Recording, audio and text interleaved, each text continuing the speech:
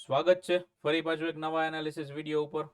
તો વાત કરીએ હવે કે ભાઈ બેંક નિફ્ટીમાં એક મોટી મોમેન્ટમ પેન્ડિંગ છે. તો મોટી મોમેન્ટમ પેન્ડિંગ છે તો મોટી મોમેન્ટમ કઈ સાઈડ આવી શકે છે?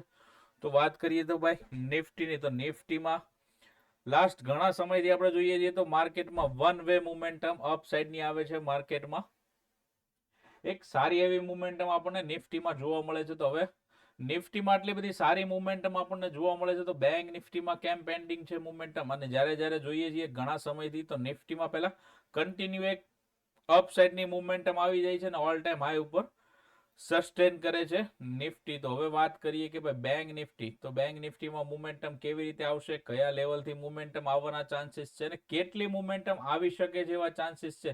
તો લાસ્ટ આપણે પાછળનું જોઈએ ને તો પાછળમાં જુઓ, જ્યારે બેંક નિફ્ટીમાં મોમેન્ટમ આવી છે ને ત્યારે કન્ટિન્યુ એક દિવસની અંદર one way side momentum continue આવી છે ને 1000 થી 1500 પોઈન્ટની મોમેન્ટમ કન્ટિન્યુ બેંક નિફ્ટીમાં આપણને જોવા મળી છે. તો હવે આવી જ રીતે એક મોમેન્ટમ આવવાના ચાન્સીસ છે બેંક નિફ્ટીમાં. બેંક નિફ્ટી ઘણા સમયથી જોઈએ ને તો એક કન્સોલિડેટ ઝોનમાં છે અને મોમેન્ટમ ખાસી એવી એમાં જોવા મળતી નથી. તો અહીંયા લાસ્ટ ઘણા દિવસોથી જોઈએ આપણે તો એકાદ વીકથી બેંક નિફ્ટીની અંદર એક સાઇડવેઝ મુવમેન્ટમ આપણને જોવા મળે છે. માર્કેટની અંદર કોઈ મોટી મુવમેન્ટમ નથી.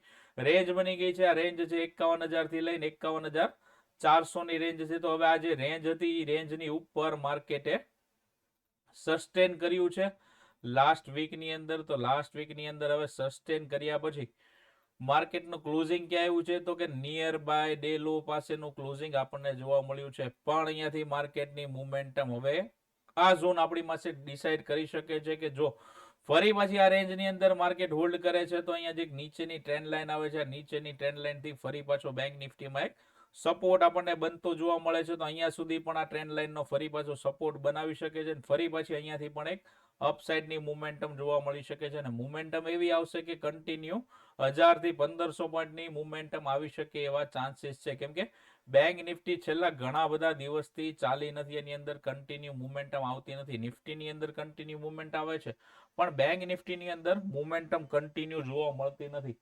તો આપણી પાસે કયા લેવલ છે બેસ્ટ જેનાથી આપણે સરસ મજાની એક મોમેન્ટમ કેપ્ચર કરી શકીએ? તો 51,550 નું જે લેવલ છે એની ઉપર જો અહીંયા બેંક નિફ્ટી હોલ્ડ કરે છે અથવા તો અહીંયા જ ગેપ અપ ઓપનિંગ થાય છે ને ગેપ અપ ઓપનિંગ થયા પછી પહેલી કેન્ડલ સરસ મજાની બુલિશ બન્યા પછી જો માર્કેટ હોલ્ડ કરે છે, ડે લો ને બ્રેક નથી કરતું, તો market continue upside pole and flag બનાવતી પેટર્ન આપણને જોવા મળી શકે છે અને કન્ટિન્યુ 1000 થી 1500 પોઈન્ટ અપસાઇડની મુવમેન્ટમ કન્ટિન્યુ કરી શકે એવા ચાન્સીસ છે. હવે વાત કરીએ કે આ કદાચ પોસિબલ ન થયું અને નીચેની બાજુ જો મોમેન્ટમ કન્ટિન્યુ આવે, જો ટ્રેન્ડ લાઇનનું બ્રેકડાઉન કરે ને બ્રેકડાઉન કર્યા પછી હોલ્ડ કરે ને 51,000 નું લેવલ જો બ્રેક કરે છે તો 51,000 ના લેવલ બ્રેક કર્યા પછી એને એક નાનો અમથો સપોર્ટ જે છે ને એ 50,800 ની આજુબાજુ જોવા મળી શકે છે. જો અહીંયા સપોર્ટ નથી લેતું ને અહીંયા હોલ્ડ કરીને બ્રેકડાઉન નીચેની બાજુ કરે છે તો 50,200 સુધીના આપણી પાસે લેવલ ઓપન છે. તો ત્યાં સુધી પણ નીચેની બાજુ મુવમેન્ટ આવી શકે છે. પણ મારો જ્યાં સુધી વ્યૂ છે ત્યાં સુધી અપસાઇડની મુવમેન્ટમ એક 1000 થી 1500 પોઈન્ટની થવી જોઈએ માર્કેટમાં. છેલ્લા ઘણા દિવસથી જોઈએ તો એક સપોર્ટ લઈ અને ટ્રેન્ડ લાઇનની રેન્જમાં એક બેંક નિફ્ટી ચાલે છે. તો બેંક નિફ્ટી માટે ઇમ્પોર્ટન્ટ લેવલ કયું છે, રેઝિસ્ટન્સ લેવલ, તો કે 51,550 નું. જો આની ઉપર સસ્ટેન કરે છે તો એક અપસાઇડની મુવમેન્ટમ કન્ટિન્યુ આપણને જોવા મળી શકે છે ઉપરની બાજુ. અને ત્યાં જોવા જઈએ તો આપણને ઉપરની બાજુ ફરી પાછો કયો રેઝિસ્ટન્સ જોવા મળી શકે છે તો ફરી પાછો આપણી પાસે રેઝિસ્ટન્સ છે અહીંયા કે 52,300 ની રેન્જ, એટલે કે 800 પોઈન્ટ થી 1000 પોઈન્ટની મુવમેન્ટમ આપણને આ લેવલથી જોવા મળી શકે છે. અત્યારે બેંક નિફ્ટીનું લેવલ છે 51,300 ની આસપાસનું, તો ઉપરની બાજુ પણ આપણને 52,300 ની આસપાસ એટલે કે 1000 પોઈન્ટની અપસાઇડની મુવમેન્ટમ પણ કન્ટિન્યુ જોવા મળી શકે છે.